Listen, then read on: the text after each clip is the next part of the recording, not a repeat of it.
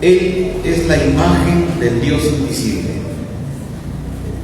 el primogénito de toda creación, porque en Él fueron creadas todas las cosas, las que hay en los cielos, las que hay en la tierra, visibles e invisibles, sean tronos, sean dominios, sean principados, sean potestades.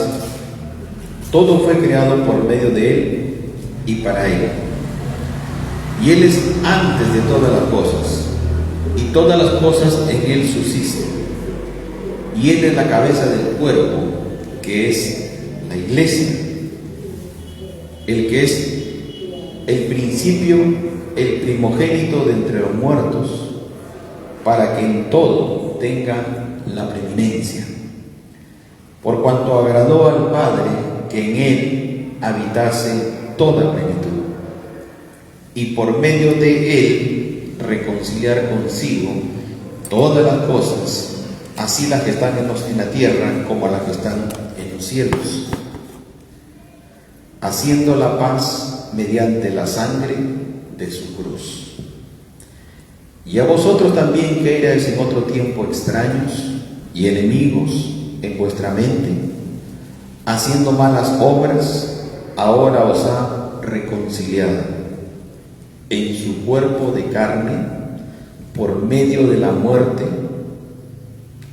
para presentaros santos y sin mancha e irreprensibles delante de Él, si en verdad permanecéis fundados y firmes en la fe, y sin moveros de la esperanza del Evangelio que habéis oído, el cual se predica en toda la creación que está debajo del cielo, del cual yo, Pablo, fui hecho ministro.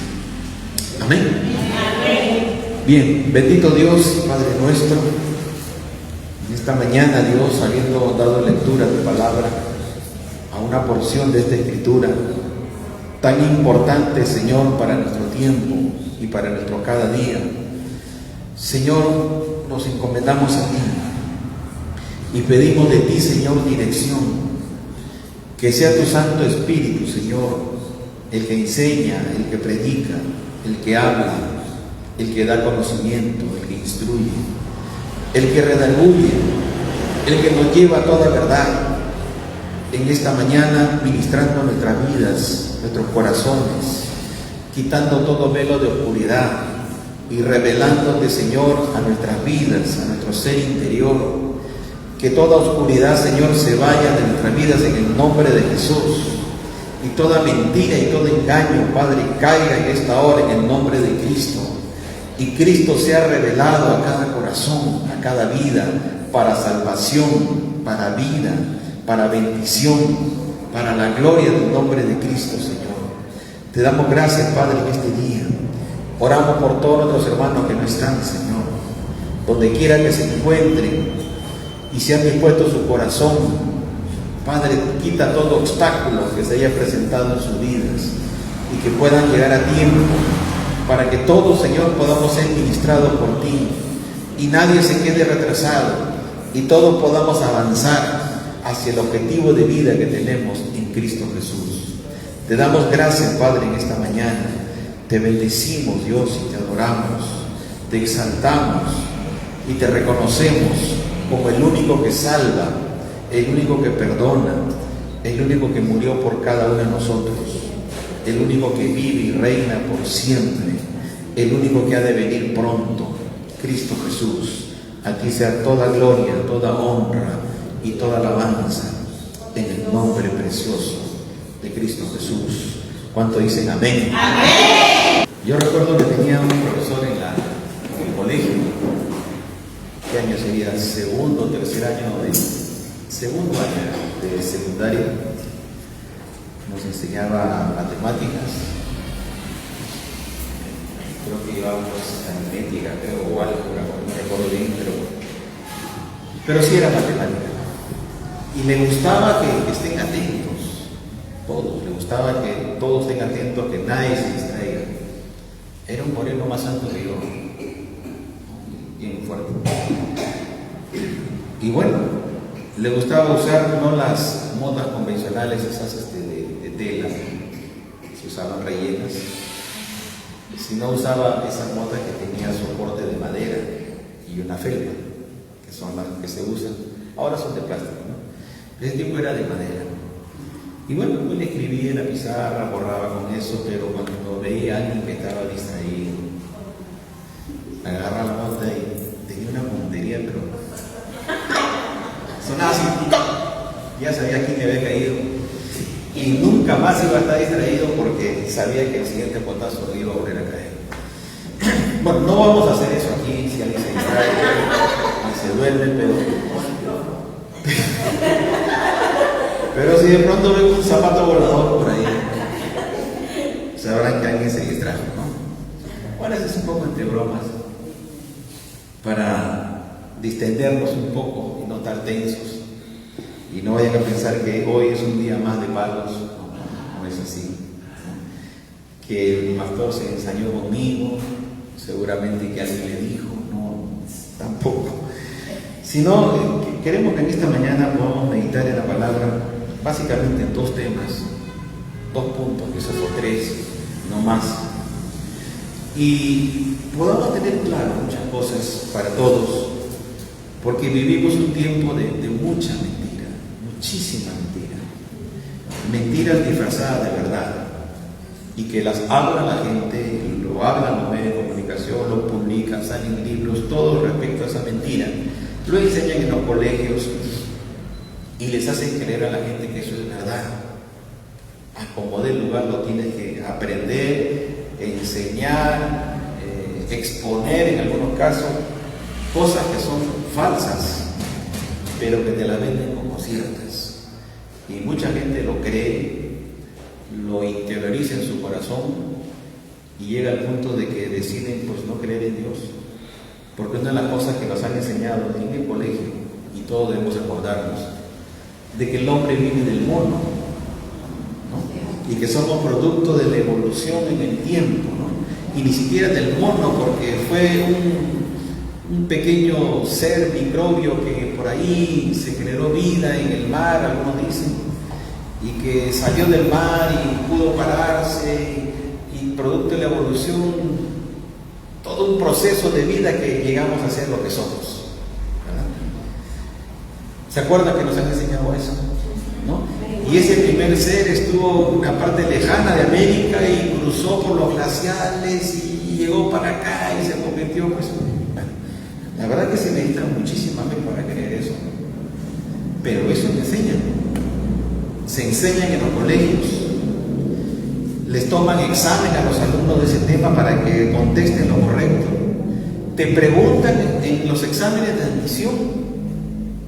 Para dar examen para la universidad te preguntan esa teoría y quién fue el autor de la teoría y por dónde entró el hombre de Cromañón, todas esas mentiras se ha interiorizado tanto en el corazón del hombre que al final ese muchacho que recibió ese tipo de información durante su niñez, durante su juventud y que más adelante se complementa con otros tipos de pensamientos, filosofías, termina a los 20 y pico de años diciendo Dios no existe, todo es mentira, que me hablen de eso, son religión para engañarle a la gente, para adormecer sus pensamientos, para manipularlos y una serie de información extraña que llega a su mente producto de todo lo que han recibido desde su juventud y que terminan negando la presencia de Dios, rebelándose frente a la palabra, porque la palabra de Dios es un simple libro.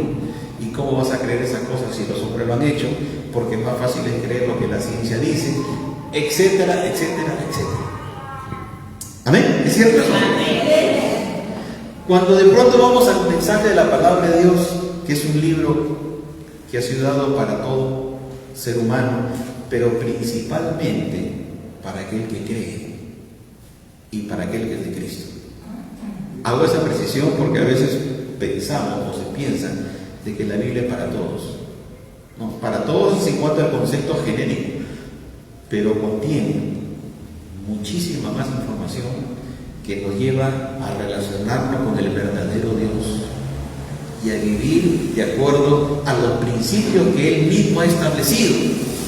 Porque fíjese, si yo no creo en Dios, la Biblia para mí es cualquier libro. No serviría de nada. Porque no me interesa pues, lo que contiene ahí. Porque voy a pensar de que ese libro contiene pensamientos que quieren adoctrinarme para que yo haga lo que ahí dice. Y como yo soy libre, y como yo tengo una mente liberal y abierta, pues yo no puedo remitirme ni sujetarme solamente a un solo principio. Yo tengo que pensar muchas cosas porque el pensamiento humano es muy amplio. Y no voy a cerrarme solamente a un solo punto de un Dios que dice que creó todo y que quiere que yo viva conforme a lo que Él quiere. Y si no vivo conforme a lo que Él quiere, me va a castigar. No, yo no puedo aceptar ese tipo de información. Eso es lo que piensa mucha gente en nuestro tiempo. Sin embargo, la palabra de Dios ha sido dada para llevarnos en principio al conocimiento que existe en Dios. Y no hay más. Es el Dios revelado en su palabra. Y que a través de los tiempos ha mostrado a la humanidad su evidencia y su existencia. Y si alguien quiere creer en ese Dios, sabrá por la palabra de Dios que ese Dios apunta a una persona que se llama Jesús, quien fue a la cruz por nosotros, quien pagó nuestros pecados, y hasta ahí puede quedar la información genérica. Pero cuando alguien realmente cree a esa palabra y se sumerge en esta palabra, va a descubrir que la Biblia tiene mucho más que decir que esa información genérica. ¿Amén? ¿Me entiende lo que quiero decirle? La palabra de Dios contiene principios de vida, explicaciones de parte de Dios en cuanto a lo que Él es y lo que somos cada uno de nosotros, y nos señala cómo Él quiere que cada uno de nosotros viva, cómo debemos relacionarnos con Él y qué planes Él tiene para la humanidad. Porque no queda solamente en enseñanza simple, sino nos señala el destino y futuro de las cosas y nos enseña qué planes Él ha tenido desde el principio hasta el fin de las cosas, y que aquellos que lo creen lo puedan vivir y disfrutar. Amén. Así que es mucho más que un libro de información genérica. Contiene muchísima información que hace sabio al sencillo y entendido a la persona que lo cree, lo recibe y lo practica. Amén. Entonces descubrimos por la palabra que la palabra principalmente para el que cree, no para el que no cree. Porque el que cree va a descubrir que Dios es bueno, que Dios es fiel, que su palabra es verdad, que sus principios se cumplen y que sus promesas funcionan, pero en el que cree, funcionan en el que lo toma, funcionan en el que lo practica, funcionan en el que lo vive, y aquel que no, simplemente va a sufrir las consecuencias de no haber conocido, las consecuencias de su rebeldía y las consecuencias de su destino, que será irrevocable, porque aquel que ya está pasada de esta muerte, o que cayó bajo el juicio de Dios y pasó de este mundo, pues simplemente descubrirá las consecuencias de su desobediencia, porque no hay segunda oportunidad. Y esta parte es importante que lo tengamos presente. No hay segunda oportunidad. No es como algunos dicen: después de esta vida yo me reencarnaré en otro ser y tendré una nueva oportunidad, y si no la hago en esa segunda, la haré en la tercera, la haré en la cuarta, pero algún día llegaré a la luz que habla la existencia de Dios. No, eso es mentira. Así de plano, eso es mentira.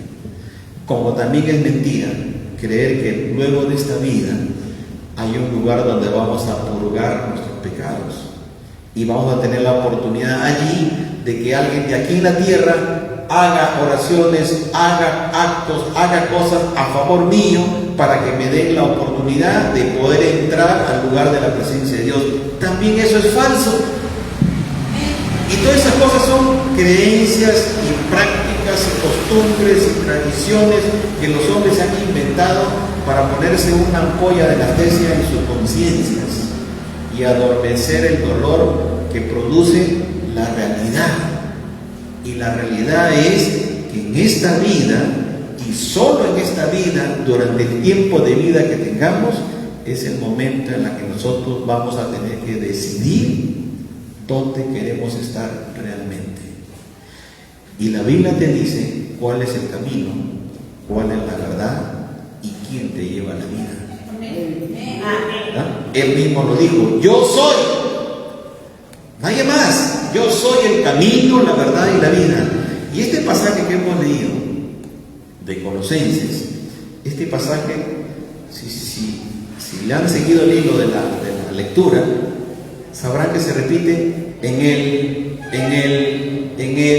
para él, por él. ¿Se han dado cuenta, verdad? Se repite así, casi en todos los versículos, se repite. ¿Por qué? Porque si quizás alguno tenga duda de qué él le están hablando y cómo se llama ese él que tanto se enfatiza en estos versículos que hemos leído, pues el versículo 20 me despeja toda duda y me apunta y me señala quién es él, ¿no?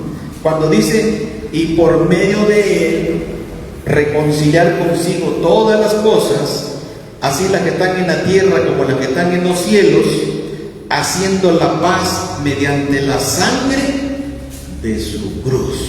Y pregunto: ¿quién derramó su sangre en una cruz? ¿Quién derramó su sangre en una cruz?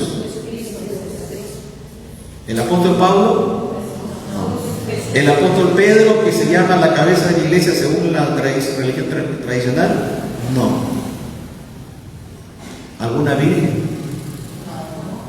El único que murió en una cruz derramando toda su sangre es Jesús. Y el único de quien se enfatiza aquí en él, por él, para él, es Jesús. Por tanto, lo más importante de toda esta Biblia es Jesús. Porque todo el proceso de Dios, desde la creación hasta el final de la existencia de la humanidad, señala ese nombre que es sobre todo nombre, el nombre de Jesús. Y es Jesús lo que cada uno de nosotros necesita y nada más. Porque si le pones algo más a ese menú, simplemente malograste la comida. Porque Dios ha recetado para el hombre que el hombre solamente necesita a Jesús. Es como si de pronto te decides preparar algo y estás preparándote, por ejemplo, un postre, un arroz con leche, por ejemplo, y tú le dices: yo le voy a poner sal en vez de azúcar. ¿Saldrá el arroz con leche? No, porque la receta me dice que debe llevar azúcar y no sal. Y eso es lo que hace el ser humano en su relación con Dios. Le pone lo que cree conveniente, le pone lo que se le ocurre, le pone lo que se inventó por ahí, y de una manera extraña desobedece totalmente lo que Dios ha dicho, y el resultado será cualquier cosa menos el arroz con leche. ¿Cierto? Entonces, cuando vamos a la Escritura, cuando vamos a la palabra de Dios, tenemos que ir en la plena certeza de que esta es la palabra de Dios. Y si aquí me dice que todo está centrado en Jesús, pues yo solamente debo relacionarme con Jesús, de acuerdo a su palabra, porque de otra forma no van a funcionar las cosas. Y de este Jesús, miren, lo vamos a volver a leer para que no quede duda de algunas cosas. De este Jesús se nos dice que Él es la imagen del Dios invisible.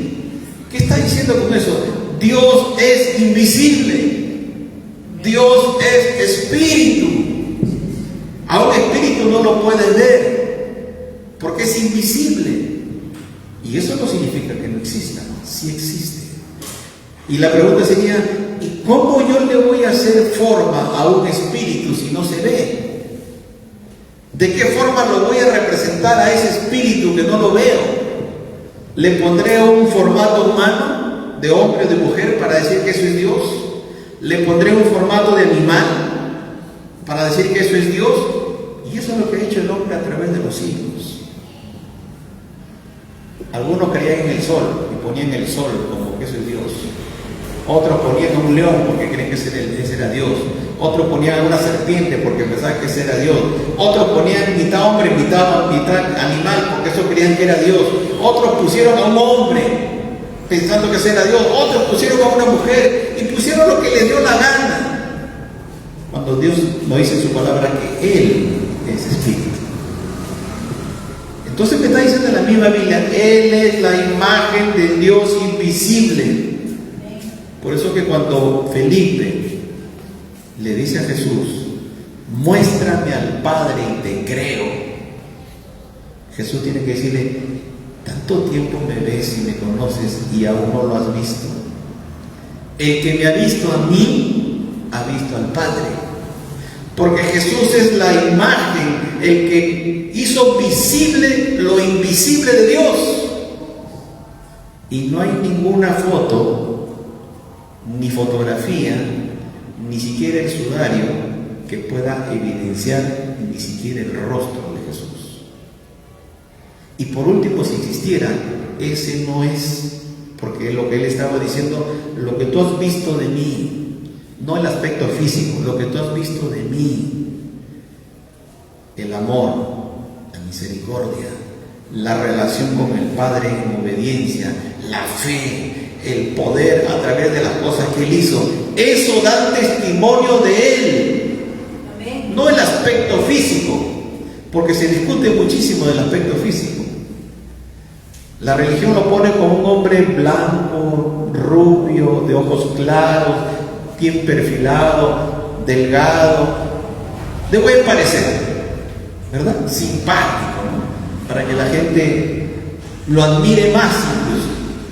Pero la Biblia dice en Isaías 53 que no había aspecto agradable en él. Él no era simpático. Él no era agraciado físicamente.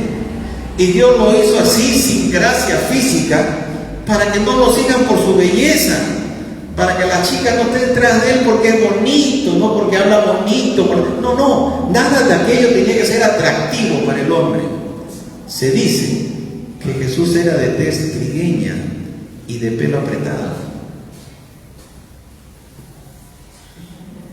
O sea, ondulado su pelo, medio trigueñito, medio morenito, no era delgadito, era fuerte, tenía una buena caja torácica para poder predicar de la orilla del mar hacia allá, para que escuche toda la gente. O sea, no era muy alto tampoco. O sea, un mensaje totalmente diferente a lo que la religión ha vendido del aspecto de Jesús. Y es muy posible que sea así, porque el prototipo de Jesús, o el prototipo de gente que vivían en Nazaret, eran más o menos así. Y no eran pues los rubios de piel caucásica como quizás pueden tener un italiano o un alemán. Es otro tipo de raza de gente. Entonces, miren por ejemplo a los de la zona del Medio Oriente, ¿cómo son? Parecen de Chincha, trigueños, pero apretaditos, ojocitos, son así. Miren a los egipcios cómo son. Es más o menos el prototipo, y no el tipo inglés, alemán, escocés. No ese es el tipo de gente o el tipo de aspecto físico de Jesús.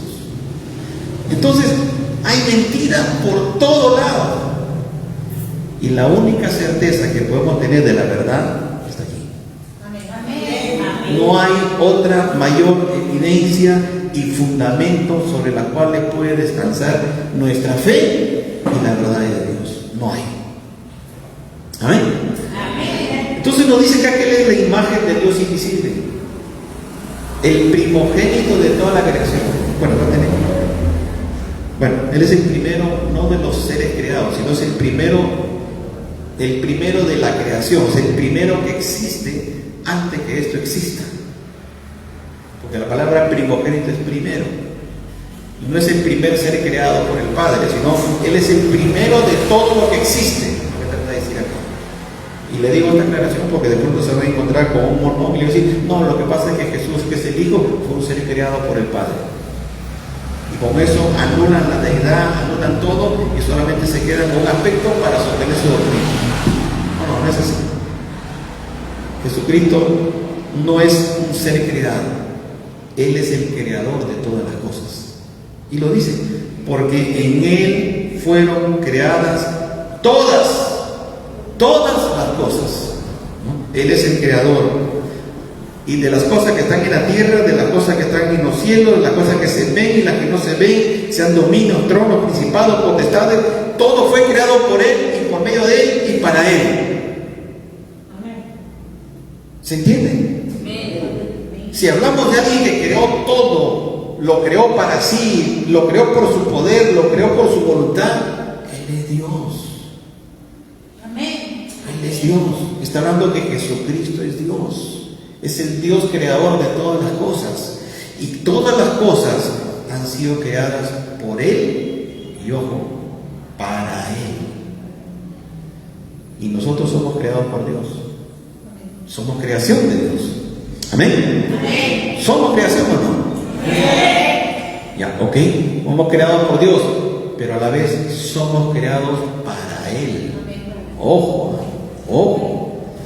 Y ahí el orgullo zapatea por dentro, ¿verdad? Como para Dios, si yo quiero ser libre, si yo quiero no pertenecer a nadie, yo soy libre, yo soy un ser que tiene capacidad de decisión, soy muy intelectual, soy muy todo que para Dios.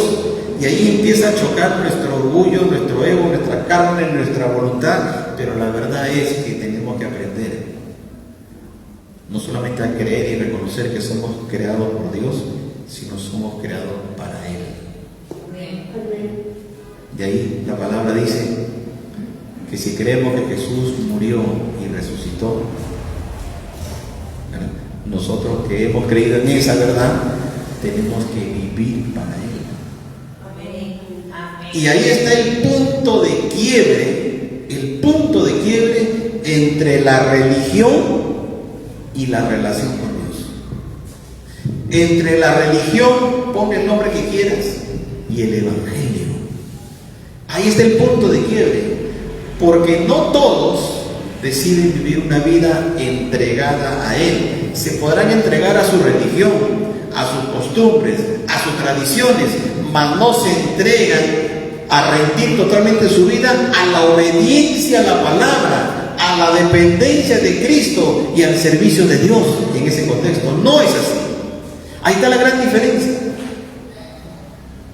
Yo me puedo someter fácilmente a un régimen moral, pero eso no me coloca en el propósito de Dios.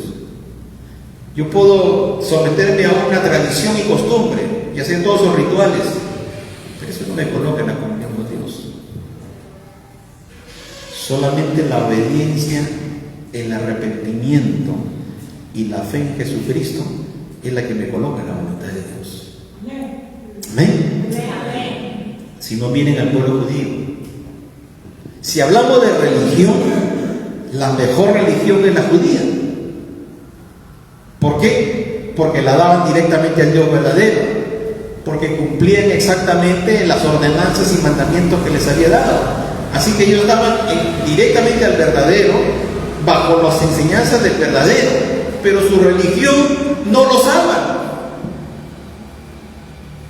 Su religión, que en el camino el hombre va cambiando en algunas cosas, lo lleva a la equivocación y al error, que terminaron crucificando a Jesús.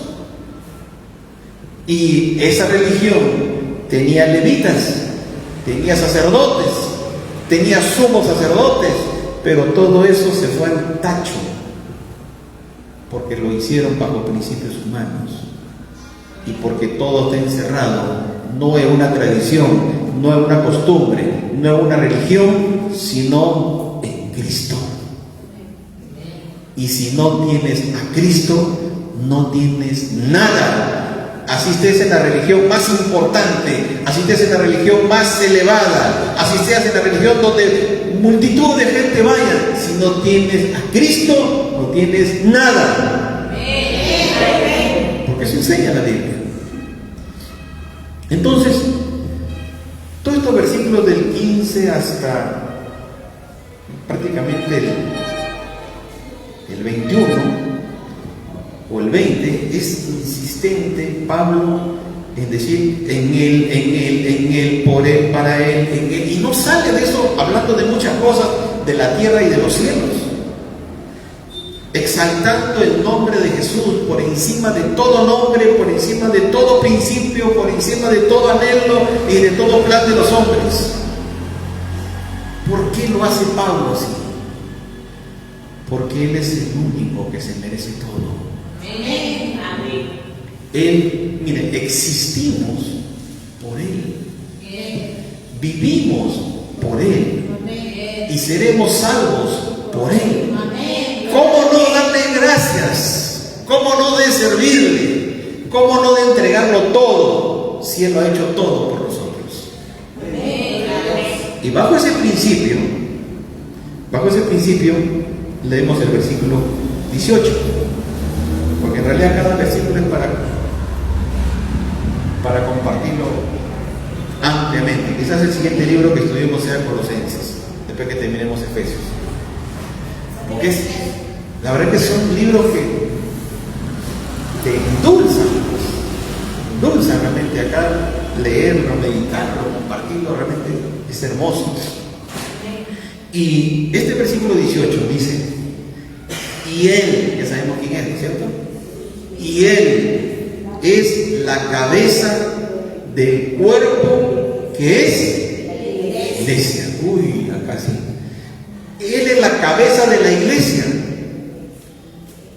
que ha enseñado a través de los siglos la religión. ¿Quién es la cabeza de la iglesia?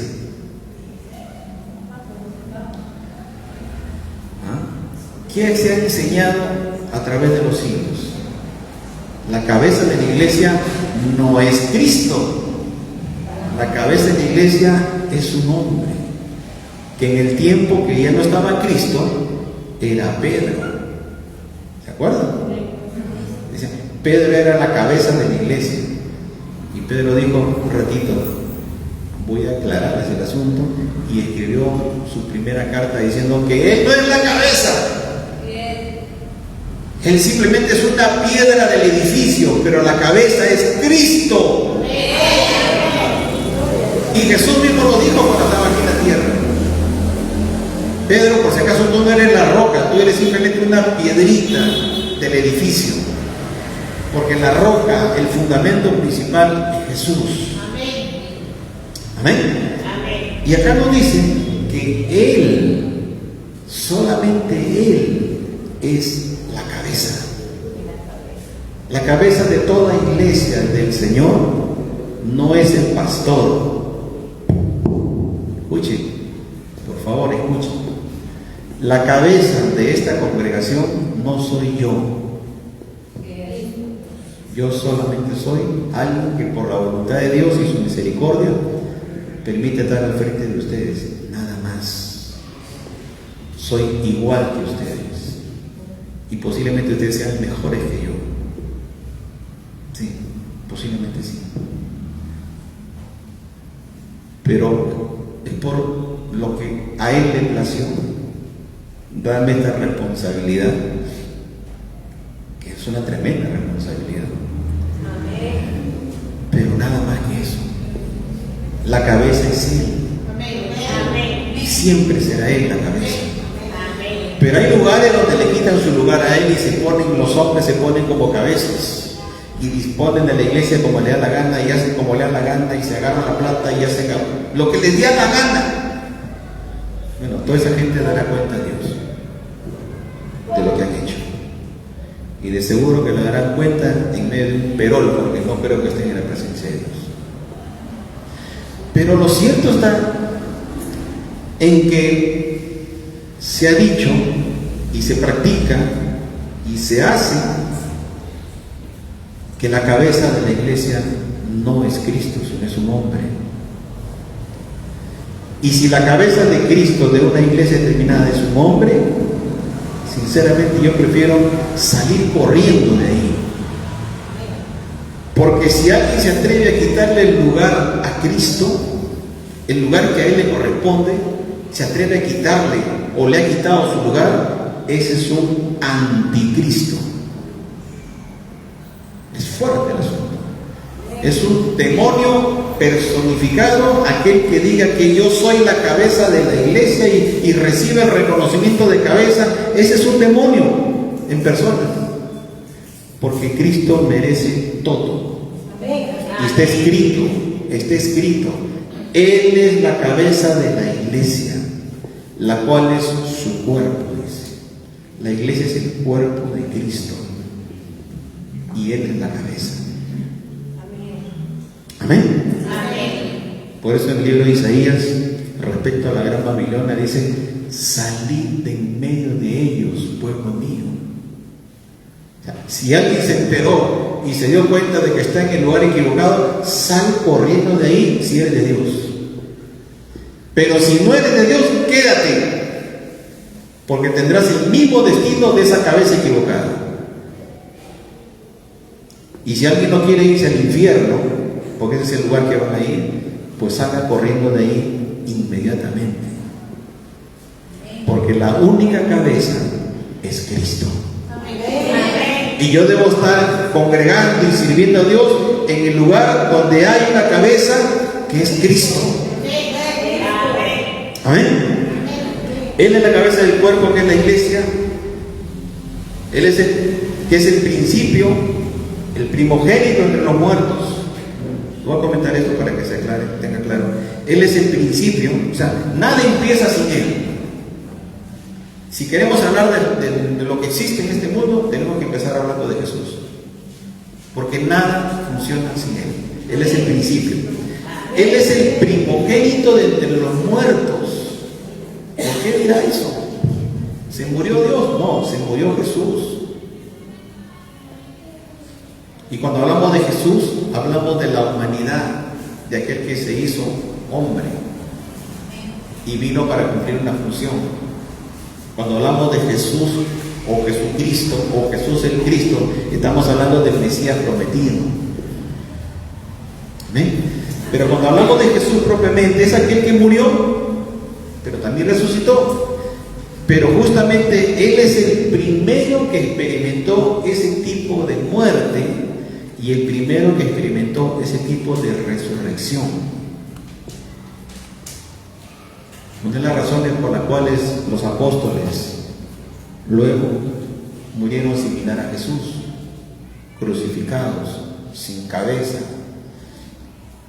hervidos en aceite, tuvieron horrorosa muerte, la gran mayoría de ellos. El único que se libró fue Juan, pero Juan se libró del peor, porque también lo frieron a Juan, y lo frieron a Juan en aceite hirviendo, pero pudo librarse, pudo salir con vida, y lo mandaron a la isla de Patmos. No lo pudieron matar y lo mandaron a Patmos para que se muera ya. En Patmos él se recupera físicamente y tiene el Apocalipsis, que lo dejó el Apocalipsis, porque no podía irse sin dejarnos esa palabra. Pero todos murieron una muerte terrible. Y acá el tema no es cómo mueres, sino cómo te levantas. ¿Me entiendes?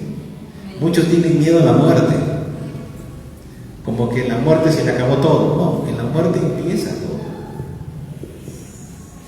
Empieza la realidad después de la muerte.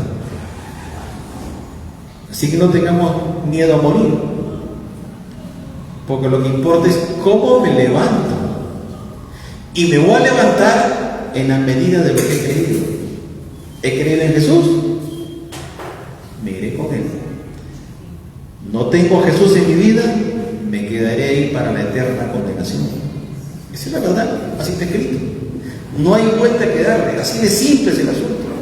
Así de simple y así de crudo es el asunto. Él es el primogénito de entre los muertos, porque es el primero, pero también el primero de la resurrección. ¿Me entiendes? Porque si tú y yo, identificados con Él, creemos que Él murió y resucitó, se cumplirá esa palabra que dice: así también traerá el Señor con Jesús a los que durmieron en Él.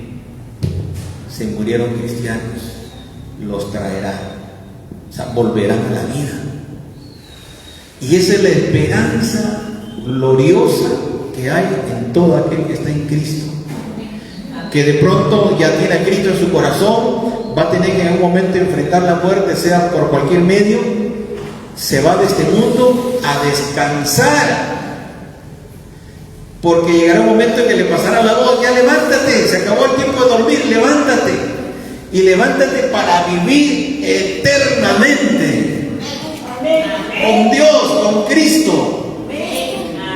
Eso es lo que dice la Biblia. Y esa es la esperanza gloriosa que tienen todos aquellos que están en Cristo. Pero el que no tiene a Cristo se muere, porque la ley de la vida es así. Se muere, lo entierran. Aparentemente dicen que descansa, pero no creo que descansa, porque está haciendo, no en el infierno propiamente, pero está ahí con cierto tormento. Pero el día que sea levantado será para el tormento total y por toda la eternidad. Es duro eso, pero es verdad. Así está escrito. Y lo que está escrito se viene cumpliendo a la letra. Así que esto que estamos hablando se va a cumplir porque así está escrito. Amén. Amén. Y acá viene un primer punto de lo que quería compartirles. Primogénito entre los muertos. ¿Para qué? ¿Para qué? ¿Para qué es todo lo que hemos hablado hasta aquí? Para que en todo, ¿qué cosa sea? Tenga la preeminencia. ¿Qué significa esa palabra que no entiendo? Preeminencia significa primer lugar, el lugar de preferencia, para que Él sea mi preferido. Quítenme todo lo que quieran, menos mi preferido, menos aquello que es determinante e importante para mi vida. Sin eso me muero. A ese extremo llega a ser Jesús en alguien que entendió que luego de todo lo que hemos hablado así ligeramente, Jesucristo tenga en todo el primer lugar. Amén. Amén. Y cuando la Biblia te dice en todo, es todo. Así que si de pronto yo trabajo o tengo mis quehaceres o múltiples quehaceres durante el día, yo trabajo, estudio, crío a mis hijos, todos los quehaceres durante el día, Jesús, de todo eso que hacemos, Él tiene el primer lugar. Él tiene la preferencia.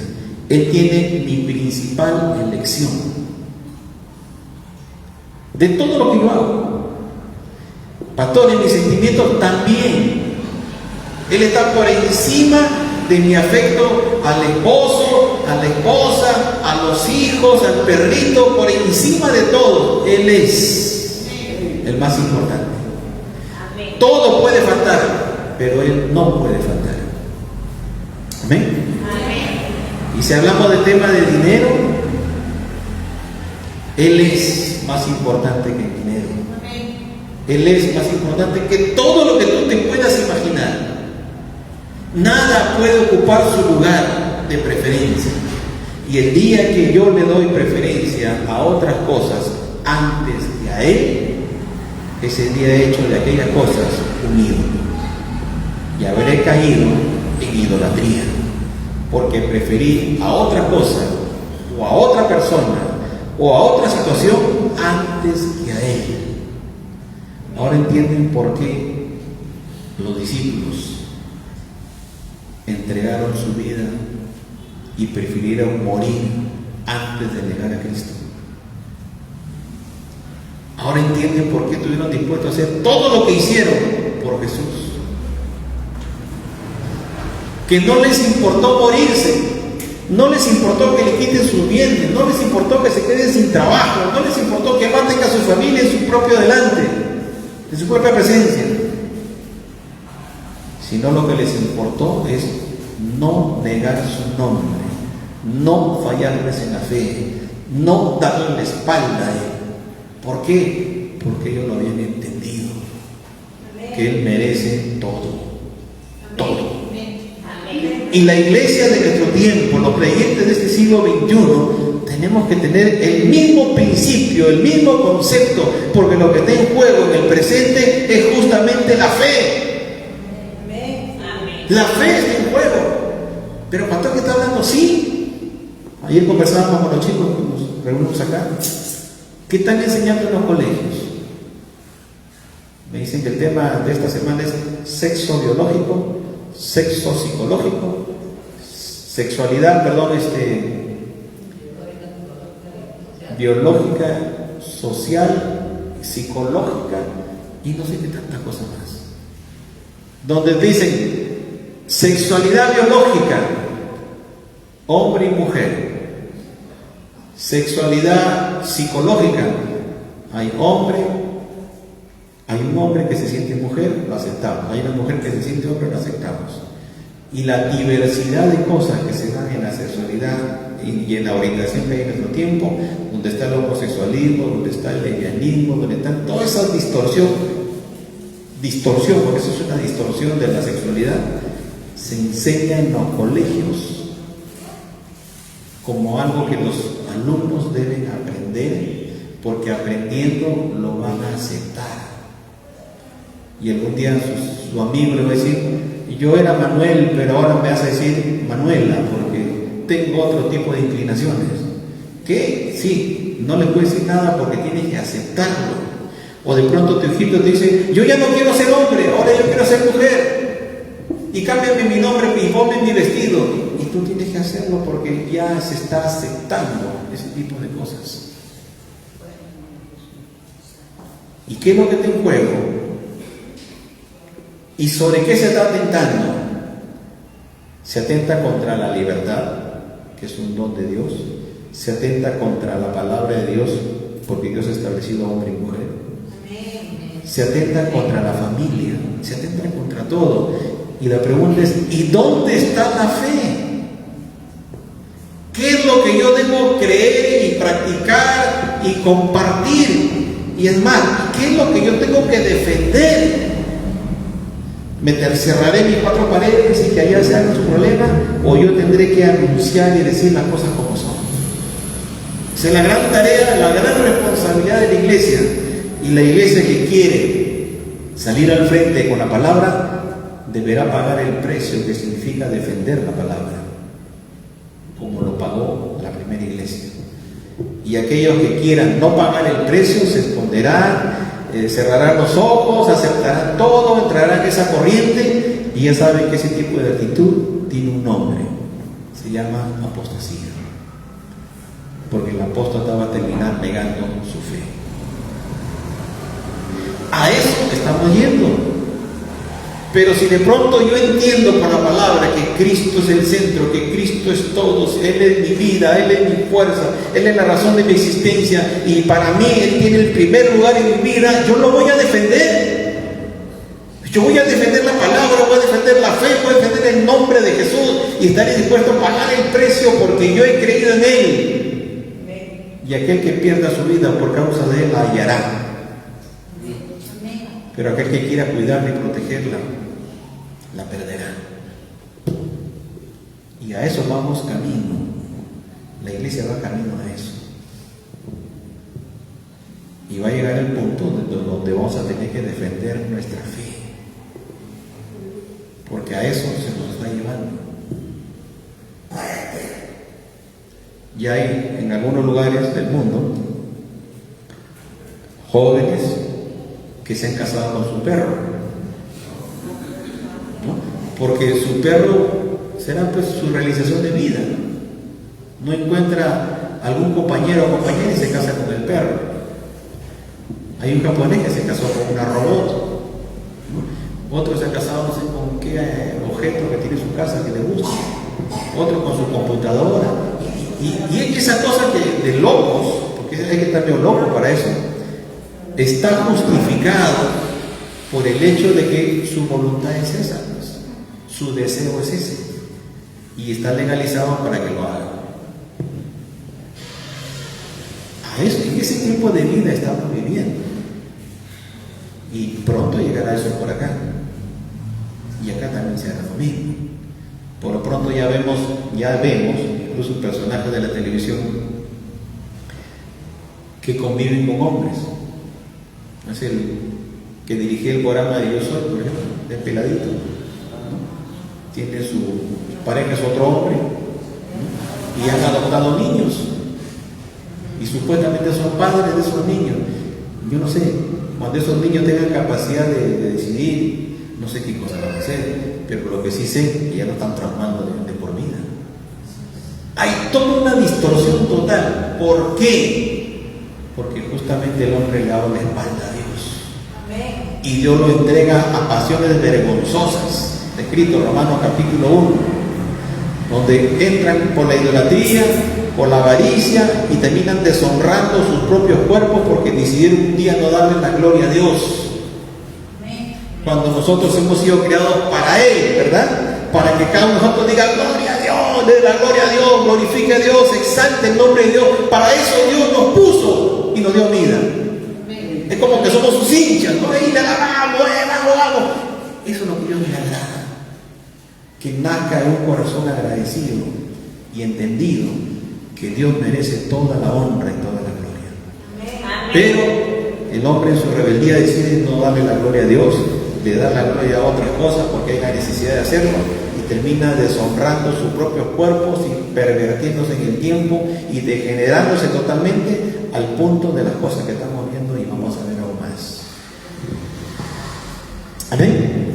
Esa es la verdad. Esa es la verdad.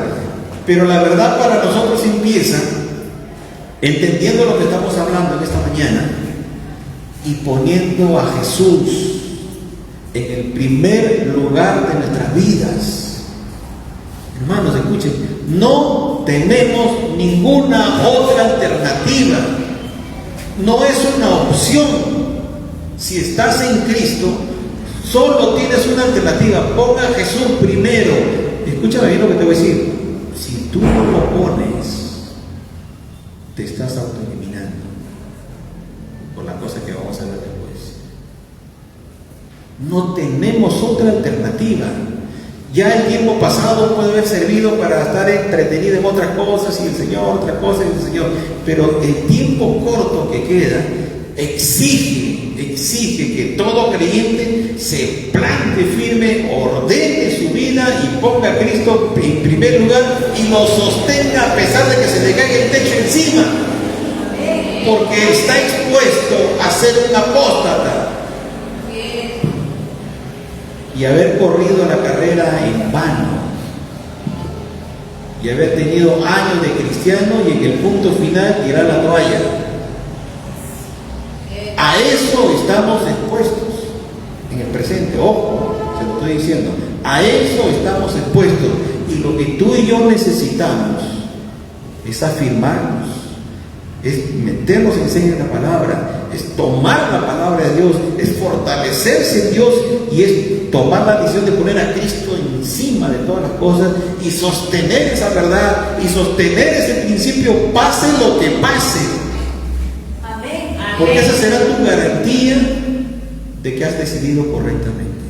Amén, gloria a Dios. El escenario que nos están pintando es ese. Ya la primera experiencia que se tuvo es el tema de donde muchos dudaron, se olvidaron del Señor, tuvieron temores, y lo entiendo perfectamente. No estaban preparados, pero ya tuvimos una primera experiencia. Ya eso que nos sirva de experiencia y de conciencia de saber hacia dónde apunta todo lo que viene dándose en el mundo y cómo está operando este tipo de espíritu de anticristo para ir quebrando todo principio de Dios. Si te das cuenta, toda esa ola extraña de pensamiento, de vida y de temores y de cosas que hay en el mundo, todo tiene un nombre, es un espíritu. Es un espíritu contrario al Espíritu de Dios, contrario a la palabra de Dios, contrario al diseño de Dios, que está buscando desbaratar todo lo que es vestigio de Dios y llevar al mundo a un terreno sin Dios para luego presentarte al nuevo Dios. Hay todo un trabajo espiritual y cultural y social y económico que se está trabajando a nivel mundial, y lo estamos viendo. Esto de que dicen el cambio climático lo están generando ellos. Que dicen que la falta de alimentos lo están generando ellos. El tema de la guerra lo generan ellos, porque ese es el plan que tienen. Y ese plan simplemente es cumplir lo que Dios ya dijo. ¿Entiendes? ¿Y qué es lo que tenemos que hacer nosotros? Lo que Él ha dicho. ¿Quién ha dicho? Ponga a Jesús en el primer lugar de tu vida. No lo cambies por nada ni por nadie, porque si algo entra en su lugar, ese algo será tu caída. Si pones al hombre, a la mujer en ese lugar y prefieres, porque lo has endiosado, será tu caída. Si pones el dinero en los negocios de este mundo, será tu caída. Lo está diciendo Dios. Y este es el tiempo en el que estamos, hermanos. Por eso que se vive un evangelio tibio, porque hay mucha gente que no tiene compromiso con Dios. Siguen a Cristo de lejos. Ay, que vaya. No, ya, yo voy a estar orando por ti. Mentira, ni hora. Mentira, ni hora. ¿Cómo se ve un verdadero cristiano?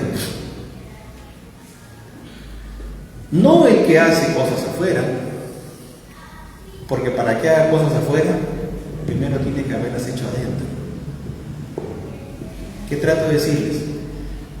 Que si yo no tengo mi tiempo de comunión con Dios, personal, donde oro, donde leo, donde tomo decisiones personales, menos lo voy a hacer afuera. Porque para dar el paso para afuera, o para dar el paso de los compromisos con Dios, de lo que significa estar identificado con la obra de Dios, yo necesito primero haber hecho esta primera etapa. Si no lo hago, no tengo ni las fuerzas, ni la voluntad, ni la dinámica, ni nada para hacer nada afuera. ¿Por qué? Porque no tengo intimidad con Dios. Pero si lo tengo, si estoy orando personalmente, si estoy buscando la presencia de Dios, si estoy leyendo la palabra, si estoy meditando en ello, miren, sin que me llamen, solo de mí habrá ese impulso que viene de parte de Dios, y estaré compartiendo mi fe, estaré predicando la palabra, haciendo algo, y estaré buscando dónde más me conecto para seguir avanzando en las cosas de Dios, si realmente hay algo acá. Pero si no hay nada acá, así te llamen, te whatsappeen, te exijan, te metan presión, nada, porque acá no existe nada. ¿Me está entendiendo? ¿Y por qué no existe nada? Porque Dios no es primero. Dios no es primero. Me levanto, salgo disparado a la cama, no importa nada, pues voy a mis quehaceres, a mis cosas, y Dios será para después, y me paso todo el día en eso, y ni me acuerdo de Dios. Y si me acuerdo no es importante, pues, lo que más importante es lo que yo tengo en mente, lo que yo quiero hacer, las cosas que tengo que hacer. Dios queda en otro término. ¿Qué significa eso? Que Él no tiene la preeminencia. Él no es primero para mí. Cualquier cosa es más importante que Dios. Y la pregunta sería, ¿y estoy preparado para enfrentar esa adversidad espiritual? ¿Estaré preparado para hacer algo para Dios? ¿Estaré preparado para resistir lo que viene? Soy candidato a ser uno más. Por eso es que muchos fácil lo pusieron. Porque el temor fue más grande. La necesidad y la presión fue más grande. Más grande que el Dios en que habían creído. ¿Me entienden? Pero ya eso que nos sirva de experiencia a todos. De haberlo visto, de haberlo vivido, de haberlo sentido. Ya, ¿de acuerdo? Pero ahora estamos en otra etapa. Y la etapa viene con fuerza. Viene con fuerza el asunto. Y necesitamos raíces profundas, raíces firmes. Que si las tengo superficiales, haz hueco y mete tu raíz ahí, porque el viento que viene es fuerte. Y si estás ahí a la superficie te va a llevar por la fuerza y el impulso que tiene. Es fuerte lo que vamos a encontrar. Necesitamos estar bien plantados, bien firmes en las cosas de Dios. ¿Cuál es el secreto? Ponga a Jesús en primer lugar. Ponga a Jesús en primer lugar. Él debe ser tu preferido siempre, por encima de toda invitación, por encima de toda insinuación, por encima de todo gusto, por encima de todo atractivo, por encima de toda información, por encima de toda cultura. Él es primero. Pero pastor, ¿quién me está diciendo que yo solamente tengo que estar metido en la iglesia, orando, cantando, predicando, nada más? ¿Ya no voy a hacer nada más? No te digo. Ese no es el mensaje. El mensaje es que Él es primero. ¿Quieres pasear? Anda, paséate. Anda a jugar futbito, vóley, todos los deportes que quieras, hazlo. Pero primero es Dios. ¿Quieres tener amigos y salir con todo? Hazlo. Pero primero es Dios. ¿Quieres trabajar y hacer plata a montones? También trabaja de sol a sol. Pero primero es Dios. Primero son tus compromisos con Dios. Primero son tus tiempos con Dios. Primero es la obediencia a su palabra. Primero es tu corazón asegurado en Cristo. Lo demás puede esperar. ¿Me entienden? No que después será. No. Ya el tiempo de despreciar y dejar para después las cosas de Dios acabó.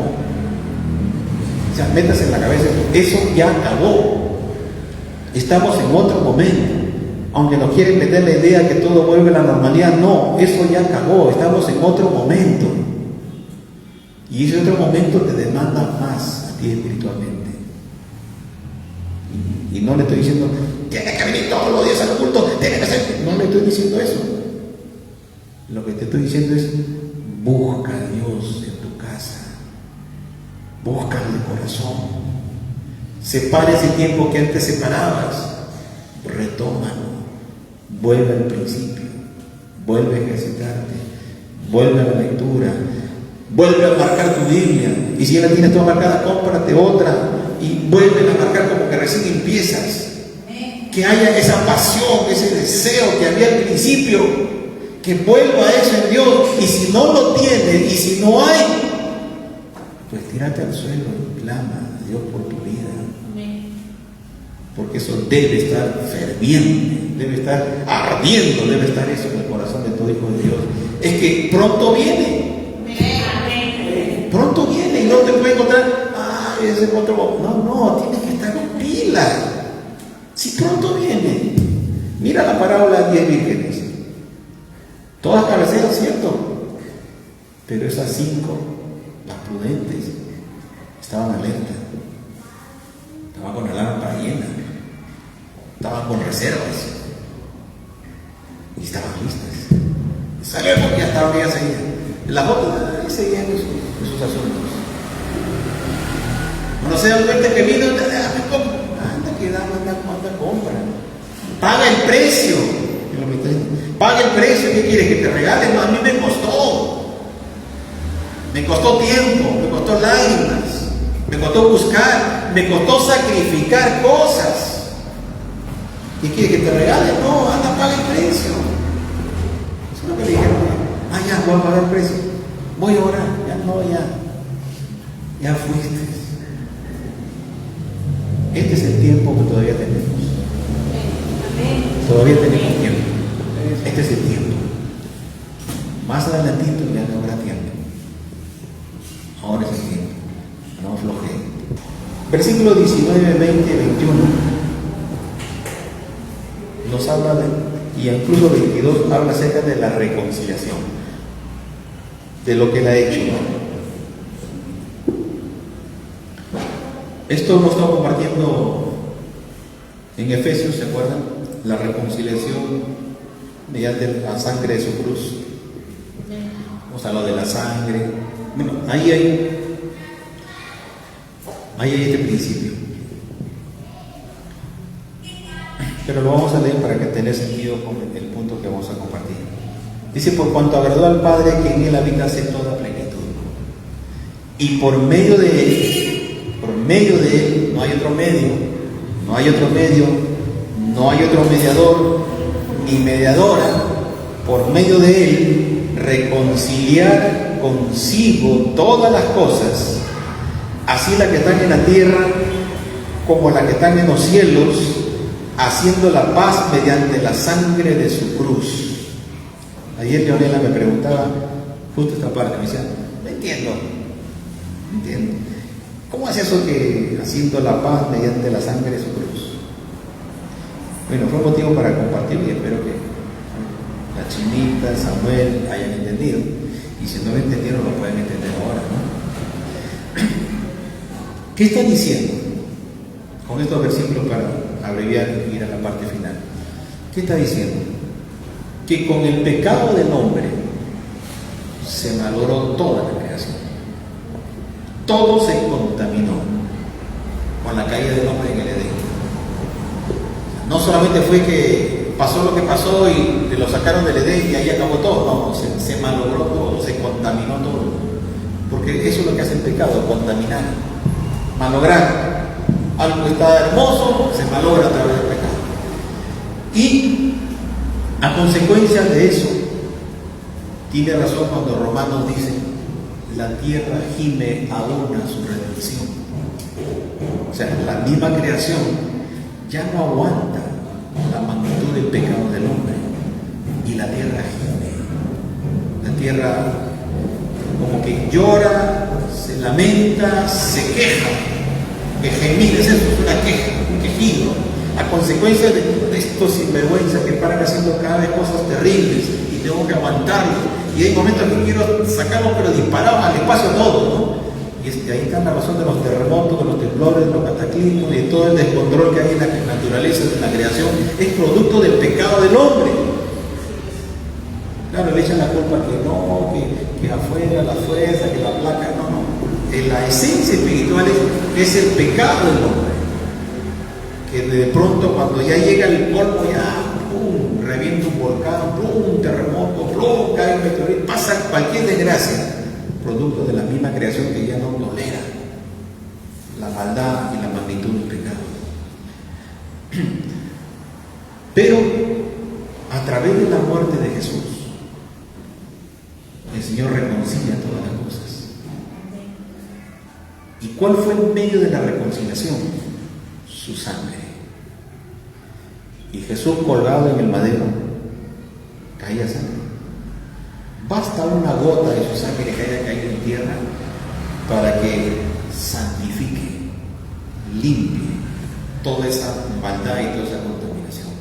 Y es la sangre de Jesús la que trajo el pago y la retribución por la culpa para quitar la maldad del hombre y traer la reconciliación de todas las cosas.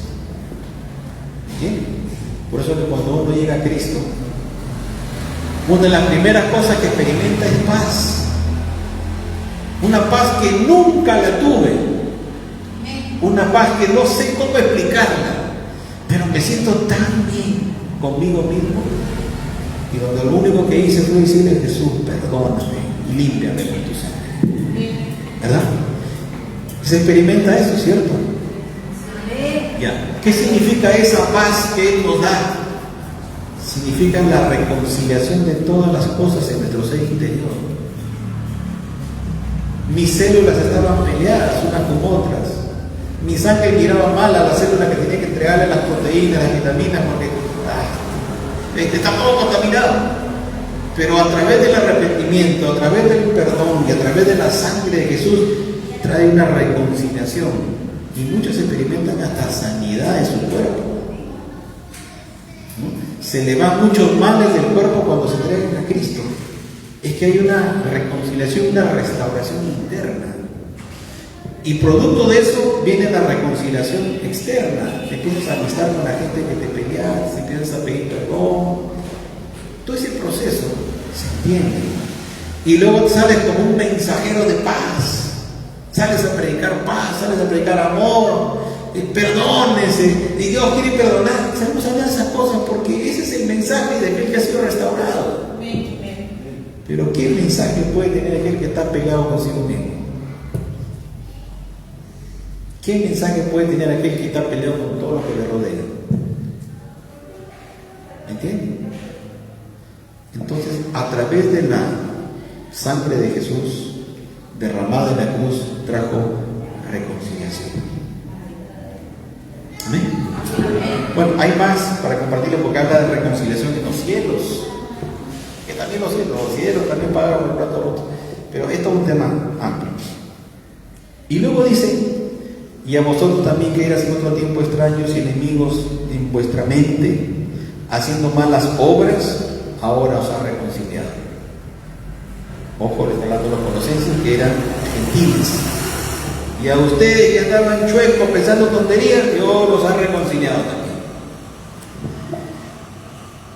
¿En qué? En su cuerpo de carne. O sea, el proceso de reconciliación Jesús lo hizo mediante su sangre, pero lo experimentó en su cuerpo, por medio de la muerte. O sea, la muerte de Jesús, el sufrimiento en su cuerpo, el derramamiento de su sangre, todo eso fue usado para la reconciliación de todas las cosas. Todo ese proceso es en su cuerpo de carne por medio de la muerte, para presentaros santos y sin mancha e irreprensibles delante de Él. Miren, agarren primero esta foto, porque esto es una preciosura, ¿no? De enterarme por la palabra de todo lo que Él ha hecho, su sufrimiento en su cuerpo, su sufrimiento en la cruz, el derramamiento de su sangre, y todo eso lo que Jesús lo experimentó en su propia naturaleza y lo llevó hasta la cruz. Todo eso es posible para presentarnos o presentaros santos, sin mancha e irreprensibles delante de Él. Ese es el objetivo de Dios, de que cada uno de nosotros, ya los que estamos en Cristo, seamos presentados en aquel día delante del Padre, cada uno santo, sin mancha, sin ninguna razón de llamarle la atención. Y yo te pregunto, ¿te sientes en esas condiciones ahorita? Que te pueden llevar a la presencia del Padre, cualquiera de nosotros, ahorita, santo, sin mancha, sin ninguna reprensión. ¿Te sientes en esas condiciones? Posiblemente digamos no. Pero eso no depende de ti. Eso depende de Él. La obra la hace Él. Pero hay una condición. Y era el punto que yo quería que terminar con esto. Y la condición está en el versículo 23, donde dice: si en verdad permanecéis fundados y firmes en la fe, y sin moveros de la esperanza del Evangelio que habéis oído, el cual se predica en toda la creación que está debajo del cielo, del cual yo, Pablo, fui hecho ministro. Ese momento que estamos hablando de ser presentados así, tiene una condición. Y yo lo tengo marcadito acá en mi Biblia, por si acaso, no olviden. Si en verdad permanecéis fundados, firmes en la fe. Ya este tema no depende de Dios. Esto depende de cada uno. Ojo, no me echen la culpa. La culpa la tiene el pastor, porque el pastor llegaba tarde. No me echen la culpa. Acá no depende de mí, depende de cada uno de nosotros. ¿Quieres ser presentado delante de la presencia del Padre el día que, ponte que nos toque morir antes? Vas a la espera, te levantas, pero te levantas con la expectativa de ser presentado santo, sin mancha y irreprensible, ¿verdad? Porque si no viene en puro palo. Hay una condición: si en verdad permanecéis fundados, me dice, antes de decir fundados.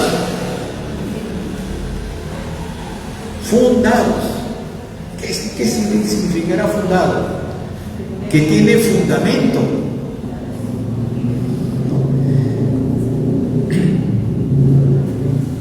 Si en verdad permanecéis fundados, con fundamento, con cimiento. Si hablamos de edificación con cimiento, es una casa que tiene cimiento sólido. Si no tiene cimiento, lo desbarata fácilmente. Tiene cimiento. Y si hablamos de planta, con raíz profunda, tiene fundamento. No lo puedes arrancar así nomás. Y así lo cortas, está la raíz ahí, va a volver a crecer. Y así lo tumba la casa, te queda el cimiento. Hay fundamento. Miren lo que le estoy diciendo. Si permanecéis fundados, ¿qué significa esto? Que todo creyente, todos sin excepción, todos necesitan fundamento, cimiento. Si hablamos de edificación, y todos necesitan raíz y raíz profunda. ¿Qué significa eso? Que tú tienes que tener fundamento acá y raíz profunda acá. Ahora, ¿eso quién te lo va a dar? ¿El pastor? Puede ayudar en algo, pero cada uno de nosotros tiene que ir haciendo el trabajo que el hermano Ángel sabe muy bien.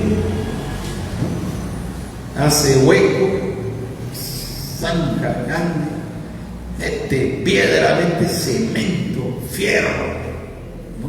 Ya está eso. Ya está el cimiento bien puesto.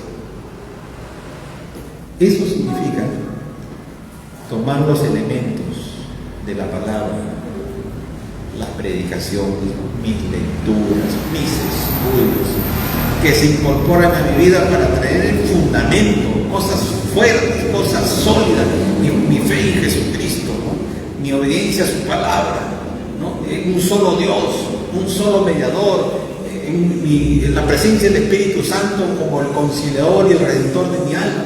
Todos esos principios, el poder de la sangre, todos esos fundamentos sólidos e inamovibles de la palabra tienen que estar bien clavados en mi corazón. Son mi fundamento sobre la cual yo voy a edificar. Yo más de una vez he dicho, esto es doctrina. Lo de acá no es doctrina, esta es doctrina. Fundamentate en la palabra, fundamentate en Cristo, enriquece tu vida de eso. Prepara bien tu mezcla, mete las piedras necesarias para establecerte fuerte. Mete tu raíz en lo más profundo, profundízate en las cosas de Dios, de tal manera que nadie te va a sacar así nomás. Pasaremos lo que pasaremos, pero nadie. El pasaje que te habla, por ejemplo, de los dos cimientos, ¿no? Vienen lluvias, truenos, relámpagos, viene todo, ¿no? La casa sobre la arena se cae, la casa sobre la roca permanece. ¿Cierto? ¿Se acuerdan, verdad? Es el mismo principio. ¿Cuál es la diferencia? Fundamento, cimiento. ¿Y quién es el fundamento para nuestras vidas? Cristo. Si mi vida no está anclada en Cristo, si mi vida no está fundamentada en Cristo, si mi vida no es que solamente Cristo es el soporte de mi existencia, me voy a caer. No solamente voy a poner el hombro, voy a poner la frente, voy a poner la mano, voy a poner todo, porque no hay fundamento. Y esa es una de mis preocupaciones de la iglesia de nuestro tiempo. Creo que no tiene fundamento. Dice El 23, si en verdad permanecéis fundados. ¿En quién? Cristo. Cristo es mi fundamento. Y firmes en la fe. Firmes en la fe. ¿En qué fe? En Cristo, de acuerdo a esta palabra. En Cristo, de acuerdo a esta palabra. Fundados en Cristo, firmes en la fe, y sin moveros de la esperanza del Evangelio. Evangelio significa buenas noticias. Sin moverme de la esperanza de esa buena noticia que he recibido. Salvación, perdón, vida eterna, pronto retorno de Jesús, en fin, todo lo que sabemos. No te muevas de eso, sin moverte, firme.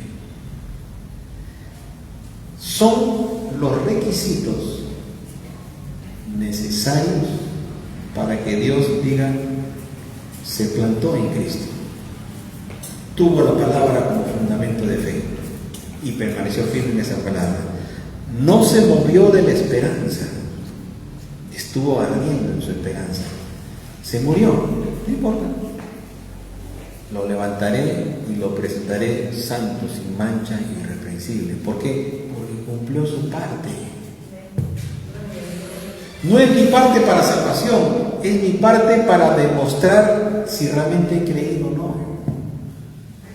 Porque el que sabe es Él. Yo solo le demuestro a Él con hechos, lo que en verdad digo haber creído.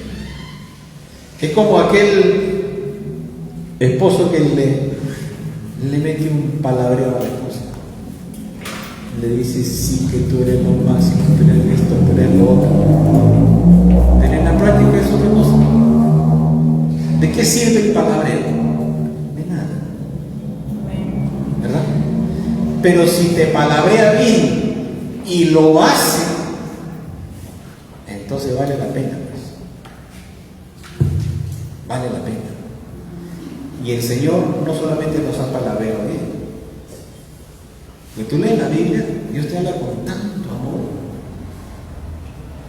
Te habla con tanto amor, pero no solamente te habla, sino te lo demuestra con lo que Él ha hecho. Mas Dios muestra su amor, porque de tal manera, o sea, te habla y te lo demuestra, y es digno de ser creído y digno de ser amado. ¿Amén? Entonces, más allá de la gloria a Dios y todo lo demás que a veces hacemos, tenemos que ir a la práctica. Tenemos que ir a la práctica. Y la práctica empieza ordenándonos nosotros mismos. Hasta acá estuvo buena la historia. Y aquí en adelante Jesús será primero para mí. Lo demás, que espere. No voy a estar afanado, ni afanado, ni desesperado por nada. Jesús, yo confío en ti, tú eres mi fundamento, en ti descansa mi fe, renuncio a todo, porque tú eres primero para mi vida. Punto. Y sosténlo. Cuando de pronto viene alguien a moverte el piso, los problemas, Señor, tú estás primero. Yo decidí ponerte a ti primero y yo confío en ti.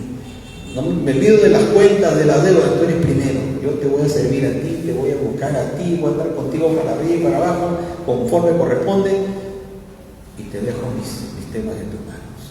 Amén. Esa es la verdadera fe. Ese es el verdadero principio que nosotros debemos manejar. Y no creer que nosotros somos la solución para los problemas. A veces pensamos que somos Superman o la Mujer Maravilla. No existe eso, hermano. Ese es Hollywood. Superman no existe. La Mujer Maravilla tampoco. Nos han vendido esa idea, ¿no? Yo soy el que puedo, yo. No somos nada. No somos nada. Es Él que tiene que hacer la obra. Es yo que tengo que buscarlo a Él. Es yo que tengo que estar de acuerdo con Él. Así sí funcionan las cosas. Amén. Entonces, espero que tomemos decisiones firmes, Espero que hagamos la voluntad de Dios. Espero que pongamos a Cristo. Ya saben, si no lo ponemos, lo estamos poniendo una sola al cuello. Y se va a cumplir esa palabra que Pablo dijo, que está en Corintios 9, cuando dice: golpeo mi cuerpo y lo pongo por servidumbre. No vaya a ser que, habiendo sido yo heraldo para muchos, yo mismo venga a ser eliminado. Es fuerte eso. Pero Pablo era consciente que su principal enemigo era él. Él lo tenía bien mapeado. El diablo no es mi enemigo, el mundo no es mi enemigo, yo soy el problema.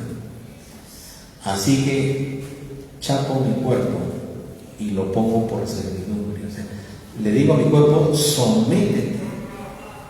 Tú eres un esclavo de Cristo, no te puedes rebelar. Golpeo mi cuerpo, si es posible.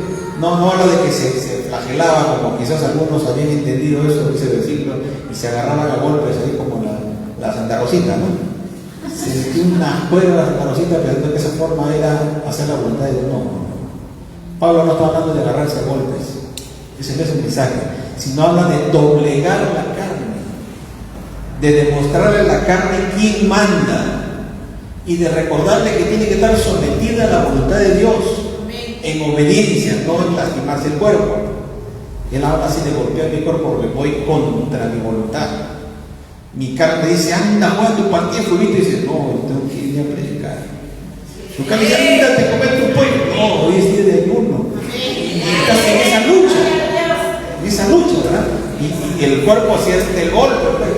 No hay pollo hoy día, no hay esto hoy día, no hay otro día. Tiene que doblegarse porque esa es parte del propósito. Pero no termina ahí. No vaya a ser ese que, habiendo sido yo heraldo para muchos, o sea, pues el que va adelante, porque Pablo era ese, el que abría las obras, el que predicaba, el que enseñaba, era lo visible. No dice que yo, habiendo sido el que hice tantas cosas para Dios, yo mismo termine en el mundo, en el eliminado. Eso es lo que está diciendo de él mismo. Ahora, los que estamos acá, nadie mayor que Pablo. Así que si él tuvo esa precaución para su propia vida, ¿cuánto más nosotros? ¿Cuánto más nosotros? Así que tomemos decisiones. Padre, queremos darte gracias en esta tarde,